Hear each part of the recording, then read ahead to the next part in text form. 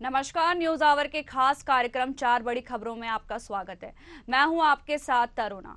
आज की पहली बड़ी खबर, तिरुपति बालाजी के लड्डू विवाद पर पूर्व राष्ट्रपति रामनाथ कोविंद ने कहा, प्रसाद पर आ रही खबरें चिंताजनक है। दूसरी बड़ी खबर, मध्य प्रदेश बीजेपी के प्रदेश अध्यक्ष वी डी शर्मा ने कांग्रेस की किसान न्याय यात्रा को लेकर निशाना साधा है। उन्होंने कहा है कि कांग्रेस की 15 महीने की सरकार थी तो किसान के साथ वादा खिलाफी किसने की है। तीसरी बड़ी खबर, कवर्धा कांड को लेकर कांग्रेस ने आज छत्तीसगढ़ बंद बुलाया है। बिलासपुर, मुंगेली, जगदलपुर में सुबह से दुकानें बंद है। रायगढ़ में बंद कराने निकले पूर्व कांग्रेस विधायक प्रकाश नायक भी सीएसपी से बहस हो गई। और चौथी बड़ी खबर, छतरपुर में एनसीईआरटी के सिलेबस की एक किताब के चैप्टर के कंटेंट को लेकर विवाद बढ़ता जा रहा है। कंटेंट को लेकर इस पर गंभीर आरोप लगे। खजुराहो एसडीओपी को एक ज्ञापन के माध्यम से बताया कि तो चलिए शुरू करते हैं 4 बड़ी खबरें।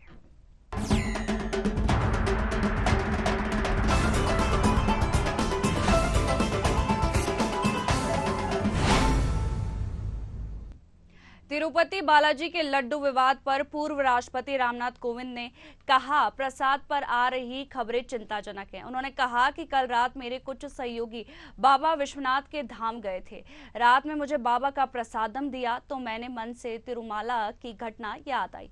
हर तीर्थ स्थल में ऐसी घटनाएं मिलावट हो सकती है।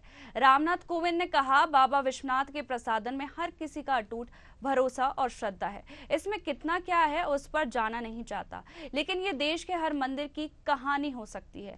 हिंदू धर्म के अनुसार ये बहुत बड़ा पाप है, इसकी ढंग से जांच हो।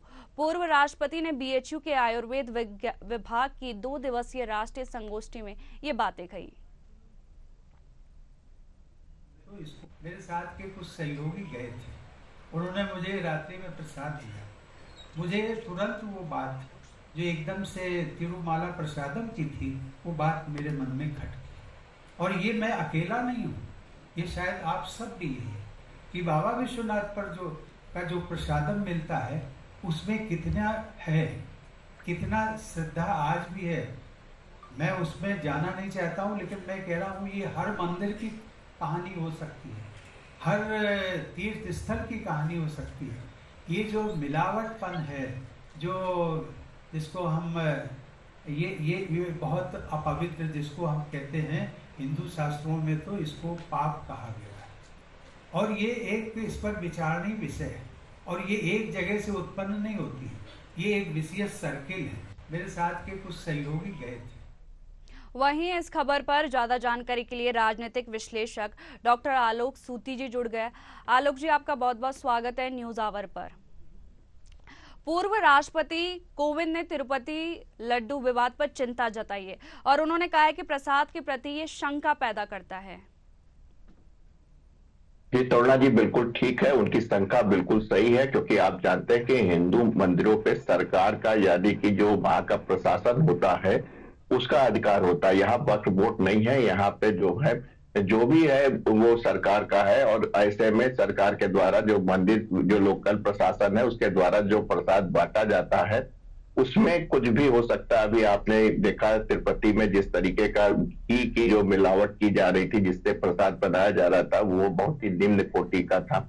तो ऐसी स्थिति में ये जिम्मेदारी राज्य लोकल प्रशासन की हो जाती है कि जो भी प्रसाद बन रहा है उसका समय समय पर क्वालिटी चेक होता रहना चाहिए। जैसे कि आप देखते हैं कि जो फूड कंट्रोल सिस्टम होता है, FSSAI जैसे सिस्टम होते हैं, उसकी लगातार जो है मॉनिटरिंग होनी चाहिए, जिससे कि स्वस्थ प्रसाद जो है लोग पहुंचे। क्योंकि जानते हैं दुनिया में लोभ बहुत होता है, और ऐसे में जब एक बहुत बड़े स्तर पर अगर प्रसाद बनता है, उसमें इस तरीके का अगर कोई चीज पाई जाती है कि उसमें निम्न क्वालिटी की लगाई जा रही है, क्योंकि प्रसाद बनने के लिए एक धनराशि दी जाती होगी प्रसाद का निर्माण करने वाले को, अगर उसमें किसी प्रकार का जो है भ्रष्टाचार अगर उपस्थित हो जाता है तो क्वालिटी उसकी गिराई जाती है। तो ऐसे में समय समय पर उसकी जांच होना बहुत जरूरी है।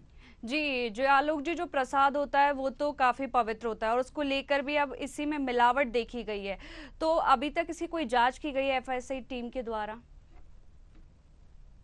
अभी तक ऐसी कोई सूचना नहीं आई है। धर्म का मामला है, आस्था का मामला है, श्रद्धा का मामला है। क्योंकि इस बार तिरुपति एक बहुत बड़ा मंदिर है, पूरे हिंदुस्तान में उसकी जो है प्रतिष्ठा है, सम्मान है, ऐसे में जब ये बात उभरी है तो उम्मीद है कि और भी मंदिर है, तो बड़े बड़े मंदिर है, जैसा कि माननीय पूर्व राष्ट्रपति रामनाथ कोविंद जी ने जो है बनारस के काशी बाबा पे के प्रसाद पे भी उन्होंने जो है बात उठाई है। तो बिल्कुल साफ नजर आ रहा है कि जितने भी बड़े मंदिर हैं, विशेषकर जहाँ पे बहुत बड़ी मात्रा में प्रसाद बनता है, समय समय पर उसकी प्रॉपर चेकिंग होना जरूरी है। जी, जैसे कि है कि इंदिरा गांधी की जब सरकार थी तब जैसे कि जो घी से लड्डू बनाए जाते तो उसमें भी मिलावट पाई गई थी।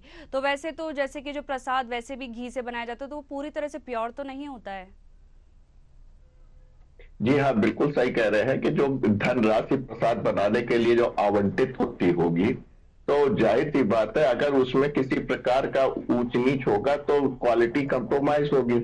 ऐसे में देखना है कि वहां का जो प्रशासन है, जो वहां काम कर रहा है, जिसकी जिम्मेदारी प्रसाद को बनवाना है, कोई ना कोई व्यक्ति, कोई ना कोई कमेटी तो होगी जिसकी निगरानी में ये इतना बड़ा प्रसाद बनाया जा रहा है, तो उसके ऊपर भी एक मॉनिटरिंग होना बहुत जरूरी है। समय समय पे देखना जरूरी है, क्योंकि लाखों लोग इस प्रसाद को ग्रहण करते हैं। अगर इसमें किसी प्रकार की मिलावट या कोई गिरावट आती है, उस स्तर का जिसका बनना चाहिए उस स्तर पे नहीं बन रहा है, तो जाहिर सी बात है, श्रद्धा की बात है, सब श्रद्धा करते हैं, लेकिन प्रसाद जो है वो स्वास्थ्य के लिए हानिकारक भी हो सकता है। ऐसे में आपको वहां के जितने भी प्रशासन है, उनको इस बात का एश्योर करना चाहिए कि जो क्वालिटी का प्रसाद बन रहा है, क्या वो वैसे ही बन रहा है। ज्यादातर बड़ी जगह आपने देखा था कि जहां मशीनों के द्वारा बनता है, लेकिन मटेरियल पे आपकी जो है उस पर क्वालिटी कंट्रोल जरूर होनी चाहिए, जिससे आपको पता रहे कि जो है कि एक साफ सुथरे इन्वायरमेंट में बन रहा है, स्वच्छ सामानों के द्वारा बन रहा है, उसमें किसी प्रकार की कोई गिरावट नहीं आ रही है, क्वालिटी आपकी इंप्रूव होनी चाहिए, जिससे कि लाखों लोग की श्रद्धा बनी रहे जी, और जैसे स्वास्थ्य भी बना रहे। जी, जैसे कि हिंदू धर्म के अनुसार ये बहुत बड़ा पाप है कि जो लड्डू है उसके अंदर क्या बोलते हैं जो फैट मिलाया जा रहा है, तो ऐसा भी नहीं होना चाहिए और एकदम से ये चीजें सामने आई हैं। जी हाँ तरुणा जी, ये बहुत गंभीर मसला है। इसमें ध्यान देने वाली बात है कि भारत में तिरुपति नहीं, तिरुपति नहीं, बल्कि बहुत बड़े बड़े मंदिर हैं जहाँ पे टनों जो है प्रसाद रोज बनता है, मनो प्रसाद बनता है और वो डिस्ट्रीब्यूट होता है हजारों और लाखों श्रद्धालुओं को। तो ऐसे में प्रसाद की क्वालिटी बनाए रखना, उसके उच्च कोटि का बनाए रखना, उसकी गुणवत्ता बनाए रखना, वहां पे जो कमेटी है उसकी जिम्मेदारी होती है। लेकिन हमारा ये मानना, उस कमेटी के ऊपर भी कोई ना कोई एक कमेटी होनी चाहिए, या जो उसकी मॉनिटरिंग कर सके कि जो सामान आ रहा है वो सही है कि नहीं है, और जो बन रहा है, जिस एनवायरमेंट में बन रहा है, वो स्वच्छ है कि नहीं है। तो इन दो बातों का ध्यान रखना भी बहुत जरूरी है। जी, तमाम जानकारियों के लिए आपका बहुत बहुत शुक्रिया।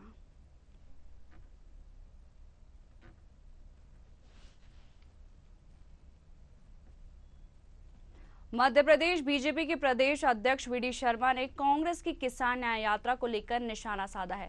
उन्होंने कहा है कि कांग्रेस की 15 महीने की सरकार थी, किसान के साथ वादा खिलाफी किसने की, किसानों के वादे करके आए थे, उन किसानों को धोखा किसने दिया, कांग्रेस ने दिया। जब आपकी सरकार बाद में गिर गई, उसके बाद में किसानों ने भारतीय जनता पार्टी को आशीर्वाद दिया, प्रधानमंत्री नरेंद्र मोदी का नेतृत्व किया। हर किसान को सशक्त बनाना, देश प्रदेश में बीजेपी की सरकार एक पैर पर खड़ी रहती है। किसान हमारी ताकत है। ये जो कांग्रेस ट्रैक्टर रैली निकालने की, न्याय यात्रा निकालने का काम कर रही है, पहले जो आपने अन्याय किया है उसका जवाब दे। अरे भाई, किसान न्याय यात्रा से पहले जरा आप बता दो, आपकी सरकार थी, 15 महीने की सरकार थी, किसान के साथ वादा खिलाफी किसने की?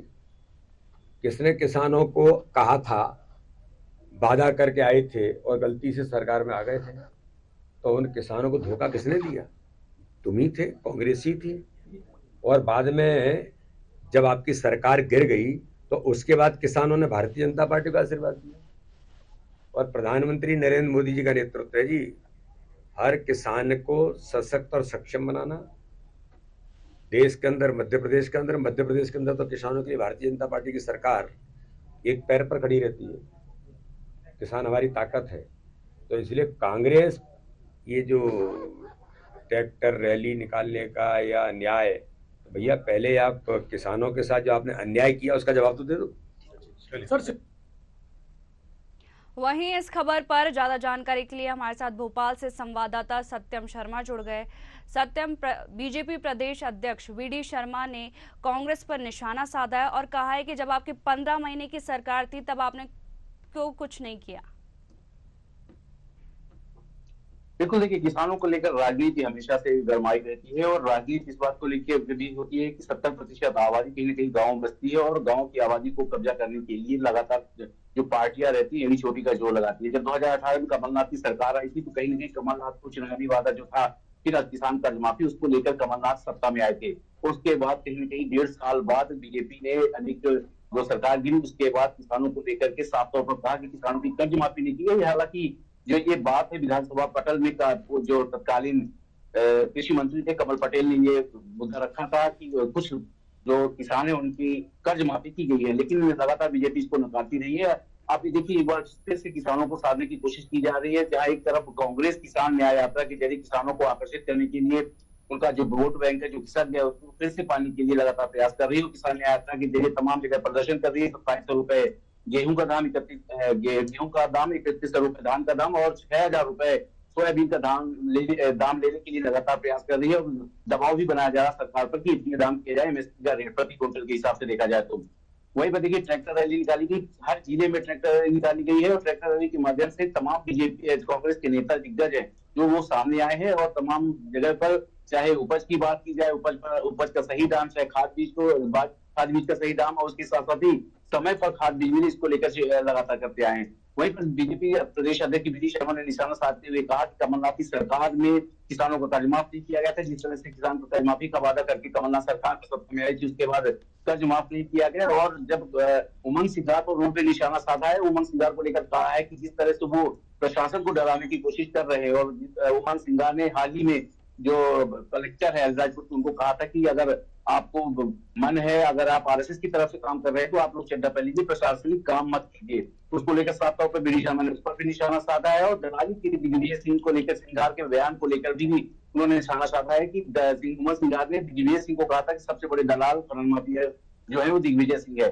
उस पर भी उन्होंने निशाना था। तो साफ तौर पर प्रदेश अध्यक्ष वीडी शर्मा ने भी किसानों के साथ कहा है कि जो प्रधानमंत्री नरेंद्र मोदी है 6000 रुपए केंद्र की तरफ से दिए जाते हैं, वो 6000 रुपए राज्य सरकार की तरफ से दिए जाते हैं, तो 12000 रुपए सरकार की तरफ से किसानों को दिए जाते हैं। और जो खेती का मूल्य है, जो उपज है, उनको उपज का सही दाम दिलाने का लगातार किसानों के साथ प्रयास किया जा रहा है। एक पैर पर बीजेपी की सरकार खड़ी रहती है किसानों को साथ देने के लिए। वहीं पर कांग्रेस ने छल कपट की राजनीति की 2018 में, उससे पहले भी लगातार किसानों को छल कपट करने की बात जो प्रदेश अध्यक्ष वीडी शर्मा ने की है।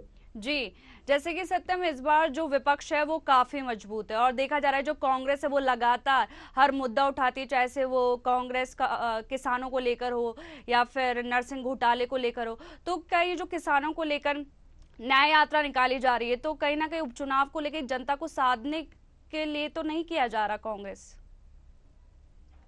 देखिए, दोनों ही पार्टियां चाहती है कि देश की जो 70% आबादी है, यानी जो गांव बस्ती है, वो कहीं ना कहीं आकर्षित हो, उनका वोट बैंक बने। चाहे महिला, पहले भी देखिए महिला के नाम पर लगातार कांग्रेस और बीजेपी पार्टियां सम्मान निधि हो, चाहे लाठी बहना योजना निकाली गई। हालांकि बीजेपी की इस पर जीत हुई थी और 36 जो सीटें थी विधानसभा की वो बीजेपी के कब्जे में आई थी और लोकसभा की 29 सीटें जीतना यानी ये दर्शाता है कि लाडली बहना योजना काम आई थी। और वही देखिए, कांग्रेस की बात करें तो कांग्रेस भी लगातार चाहती है कि चाहे महिला आबादी हो और चाहे युवाओं के मुद्दे को लेकर लगातार उठाना चाहती है।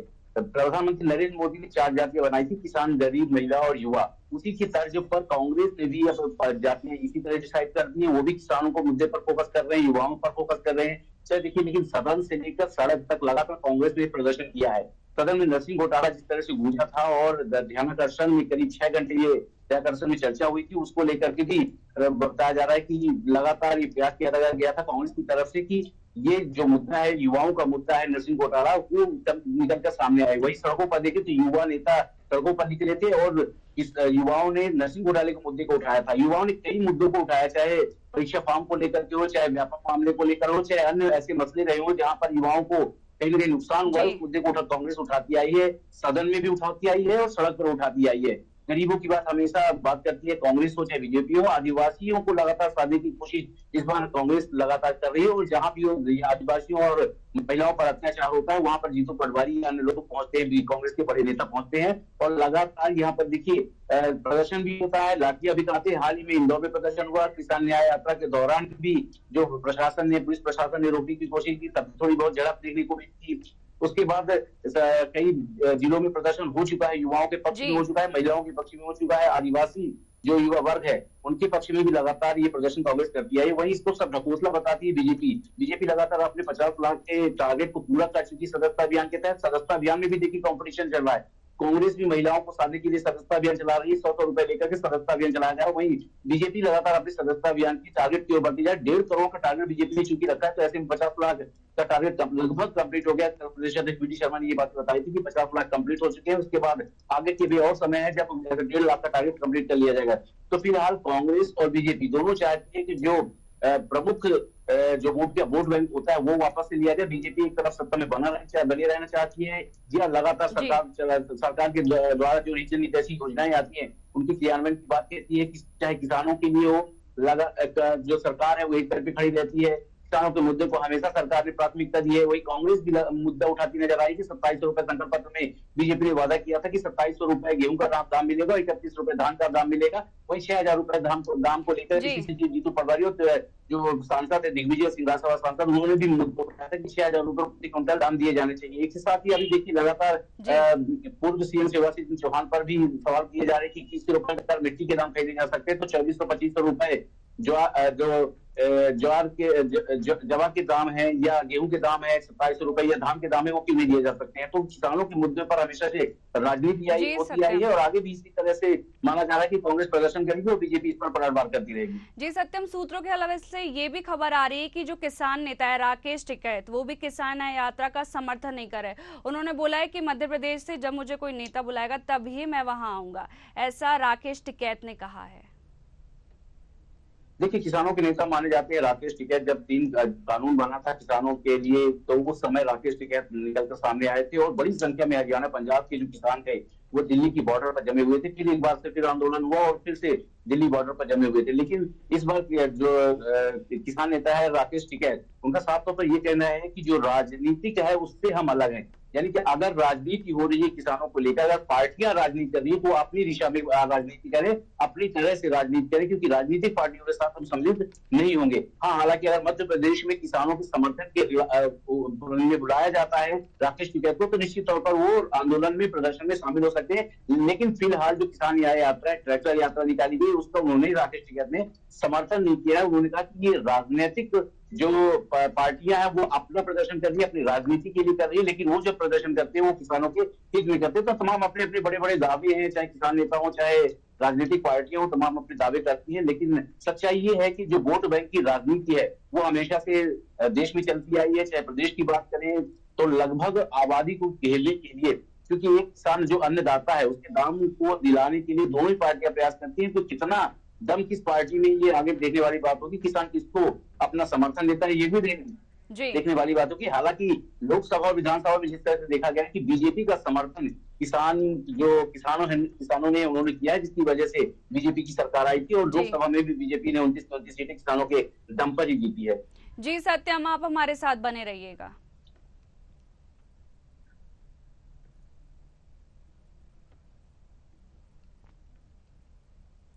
कवर्धा कांड को लेकर कांग्रेस ने आज छत्तीसगढ़ बंद बुलाया है। बिलासपुर, मुंगेली, जगदलपुर में सुबह से दुकानें बंद है। रायगढ़ में बंद कराने निकले पूर्व कांग्रेस विधायक प्रकाश नायक की सीएसपी से बहस हो गई। दोनों आपस में भिड़ गए, काफी देर तक नोकझोंक हुई।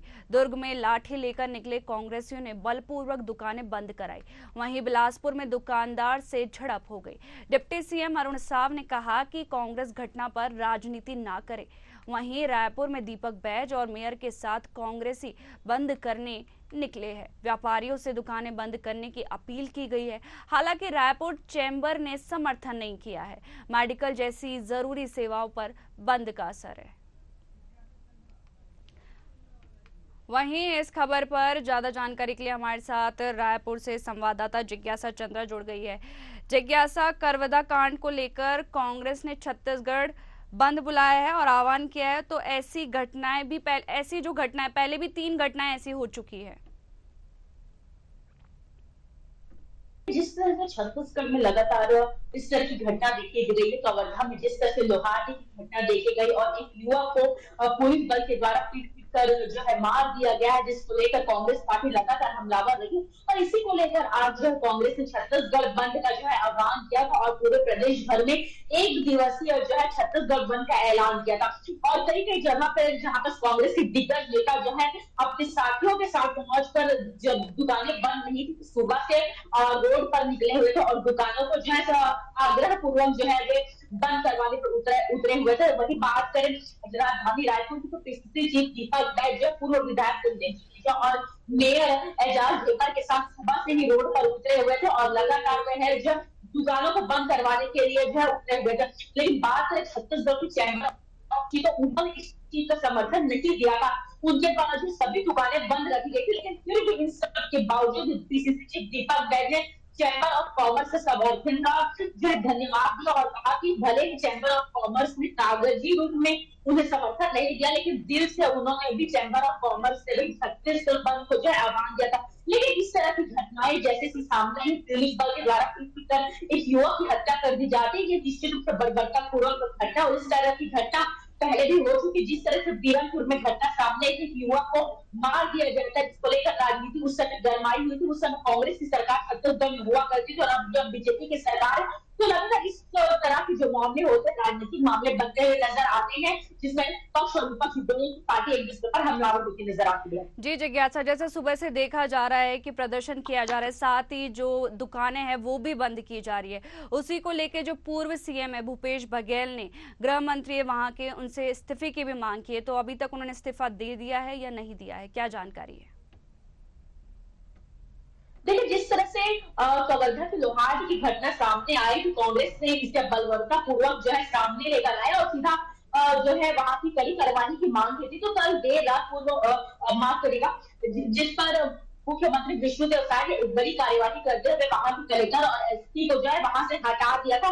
अब लेकिन कांग्रेस इस पर एसपी और कलेक्टर को हटाने पर संतुष्ट नहीं है। अब वो गृह मंत्री के इस्तीफे की मांग करी। वे चाहते कि गृह मंत्री विजय शर्मा जो खुद कवर्धा विधानसभा से आते हैं, तो कांग्रेस का कहना है कि जो गृह मंत्री के विधानसभा क्षेत्र में इस तरह की घटनाएं सामने लगातार इससे पहले भी कई बार कांग्रेस से घटना और कवर्धा से घटना आ चुके, तो कांग्रेस के साफ तौर पर कहना है कि इसमें कलेक्टर और एसपी को हटाने से कुछ नहीं होगा जब तक गृह मंत्री अपने काम नहीं करेंगे, तब तक इस तरह की जो घटना है वो कम नहीं हुई। जी, जैसे कि प्रदर्शन किया जा रहा है तो विष्णुदेव साय ने इस घटना को लेकर कुछ संज्ञान लिया है या नहीं लिया है अभी तक? लेकिन इस पर कल देर रात जो है मुख्यमंत्री विष्णुदेव साय ने एक कठोर कार्यवाही की है और वहां के जो कलेक्टर और एसपी है उन्हें जो है हटा दिया गया। अब उनके जगह जो है रामनगढ़ से जो कलेक्टर और एसपी तो उन्हें पदस्थ कर दिया। तो देखिए कि वो कुछ दिन पहले ही छत्तीसगढ़ में कलेक्टर और एसपी की 2 बड़ी प्रेस कॉन्फ्रेंस मुख्यमंत्री के साथ हुई, उन्हें कलेक्टर और एसपी की समीक्षा बैठक की थी और कुछ दिन बाद उसको कलेक्टर और एसपी को हटाना ये बड़ी बात हो जाती किसी भी राज्य के लिए, क्योंकि कुछ दिन पहले ही कलेक्टर और एसपी की समीक्षा बैठक मुख्यमंत्री के द्वारा होगा और फिर 2 हफ्ते बाद किसी जिले से कलेक्टर और एसपी को हटा देना, ये बड़ी कार्यवाही जो है कल देर रात मुख्यमंत्री विष्णुदेव साय ने इसका की है।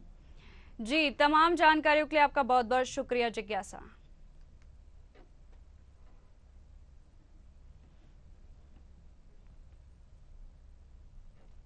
एनसीईआरटी के छतरपुर में एनसीईआरटी के सिलेबस की एक किताब के चैप्टर के कंटेंट को लेकर विवाद बढ़ता जा रहा है। कंटेंट को लेकर इस पर गंभीर आरोप लगे हैं। खजुराहो एसडीओपी को एक ज्ञापन के माध्यम से बताया गया है कि एनसीईआरटी में कक्षा 3 में पढ़ने वाले बच्चों के सिलेबस की एक किताब में चिट्टी आईए का कंटेंट है जो आपत्तिजनक है। पाठ्यक्रम पर आपत्ति जताते हुए डॉक्टर राघव पाठक ने सवाल उठाए हुए सिलेबस में नाम बदलने की मांग की है।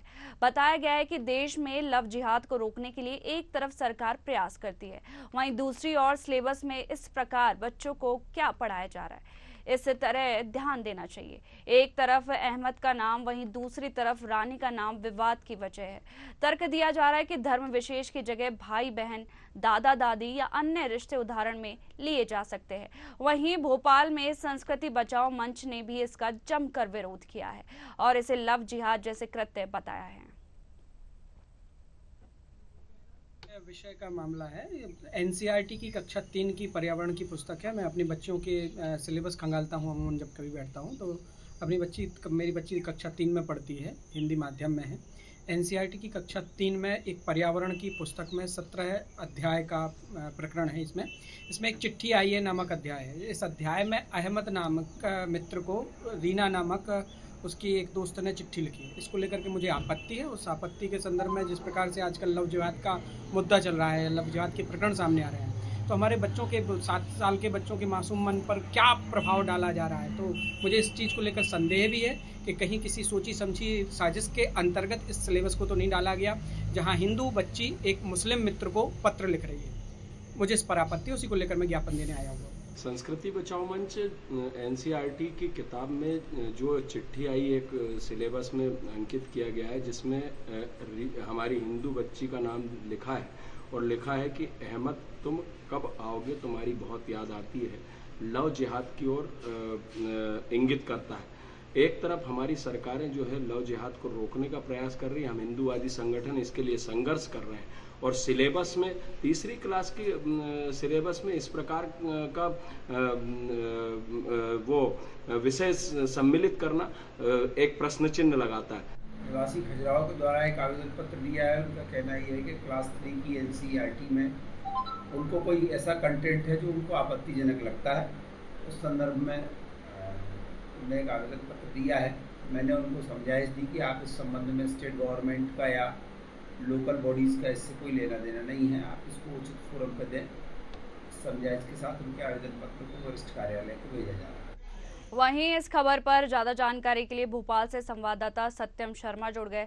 सत्यम, एनसीईआरटी में लव जिहाद के चैप्टर जोड़ने पर ये क्या विवाद खड़ा हो गया है? हाँ देखिए, बिल्कुल खजुराहो में ये मामला है जहाँ पर राघव पाठक नाम के एक युवक है जिन्होंने अपनी जो क्लास की बेटी है उनकी कक्षा 3 में पढ़ती है, उन्होंने एक आवेदन दिया है, थाना प्रभारी को आवेदन दिया, जिसमें उन्होंने कहा है कि जो पाठ्यक्रम है तीसरी क्लास का एनसीईआरटी में पर्यावरण से संबंधित जो पाठ्यक्रम है 17वें नंबर का है। इसमें चिट्ठी आई है का एक पाठ्यक्रम है, और इस पाठ्यक्रम में अहमद नामक युवक को एक जो छात्रा रीना है वो पत्र लिख रही है। तो कहीं ना कहीं इसमें धर्म विशेष को लिया गया है। तो इसमें तीसरी क्लास के बच्चों को क्या पढ़ाया जा रहा है कि अहमद नाम के युवक को एक रीना नाम की हिंदू युवती जो है लड़की है वो पत्र लिखती है। तो ये कहीं ना कहीं लव जिहाद के अंदर में आता है, और ऐसे में बच्चों की मानसिकता में क्या जाएगा कि किसी अहमद को पत्र लिखा जा रहा है। इसको लेकर राघव पाठक ने इस पर आवेदन भी दिया है, थाना प्रभारी को आवेदन दिया है। वहीं पर बीजेपी जो हिंदू संगठन का कहना है, संस्कृति बचाओ मंच के अध्यक्ष तिवारी जी का कहना है कि इसमें जो आपत्तिजनक शब्द हैं उनको हटाया जाए, उन्होंने मांग की है। और आपत्तिजनक शब्द इसलिए है क्योंकि लव जिहाद को कहीं ना ये इंगित करता है। जो भी इस पाठ्यक्रम को बनाया है उसको बर्खास्त किया जाए। साफ तौर पर मांग की जा रही थी एनसीईआरटी में जो भी इस चीज के लिए जवाबदार है, जो पाठ्यक्रम बनाने के लिए जवाबदार है, उन पर कार्रवाई होनी चाहिए। वहीं बीजेपी प्रदेश अध्यक्ष वीडी शर्मा का भी कहना है कि अगर उनके संज्ञान में ऐसा कुछ आया है, ऐसा कुछ है, तो वो कहीं ना कहीं जो शिक्षा मंत्री है, केंद्रीय शिक्षा मंत्री धर्मेंद्र प्रधान को ये बात बताएंगे और इसपे कुछ कार्रवाई करने की बात कहेंगे। लेकिन फिलहाल इस पर अब विवाद बड़ा खड़ा हो गया है, और चूंकि कक्षा तीसरी क्लास की बात है और मासूम बच्चों के लिए जो उनके शिक्षक है, जो परिजन है, उन्होंने साफ तौर पर शिकायत की है कि ऐसा क्यों किया गया है कि अहमद का नाम लिया गया। इससे तो अगर एग्जाम्पल देना था, उदाहरण देना था, तो दादा दादी, चाचा चाची या मामा या कोई भी अन्य उदाहरण दिए जा सकते हैं। विशेष धर्म को इंगित करके क्यों ऐसा लेटर लिखाया गया, और तुम्हारी रानी वीना या जो भी शब्द लिखे गए हैं उसको, तो एक हिंदू धर्म की लड़की ने एक मुस्लिम धर्म के लड़के को एक पत्र लिखी है। तो ये कहेंगे विवादास्पद है और लव जिहाद के अंदर में आता है। जी, तमाम जानकारियों के लिए आपका बहुत बहुत शुक्रिया सत्यम।